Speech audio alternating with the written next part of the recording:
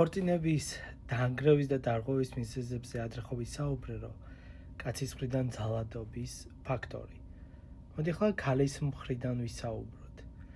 ჩვენ ვიცით, რომ დედები ზრდიან ვაჟებს, შვილებს უმეტესწილად და მოკლედ როგორც პატარა ბავშვს ისე ექცევა მთელი ცხოვრება.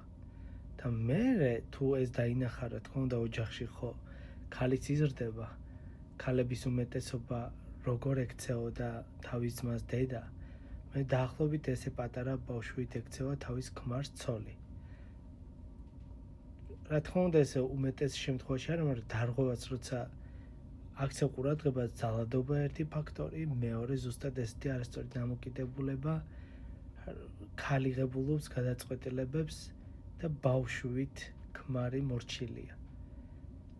შეიძლება თუ კარგი ჰარმონიული ურთიერთობა აქვთ, ქალმა მიიღოს გადაწყვეტილება, რა თქმა უნდა, კაცთან ერთად, მაგრამ არა როგორც პატარა ბავშვთან. ისეთი დამოკიდებულება არ უნდა გქონდეს, იმიტომ რომ მოგითმენს 1 წელი, 2 წელი, 3 წელი და დგება ისეთი მომენტი, როდესაც ადამიანთან თან გინდა განშორება, თან ვერ შორდები. იცი რომ ის გარეშე არ შეგიძლება, იცი რომ მასთან ერთადაც ჯოჯოხეთი გაქვს. იცი რომ ცოლის ნაცვლად დედა მოგიყვანია, მეორე დედა სახლში, რომელიც სულ რაღაცას გასწავლის, სულ ჭირვეულობს, სულ რაღაცაზე წუწუნებს. მე ვფიქრობ, რომ ასეთ დროს ხასიათი უნდა გამოვასწოროთ, თუ ასეთი შემთხვევა გვაქვს.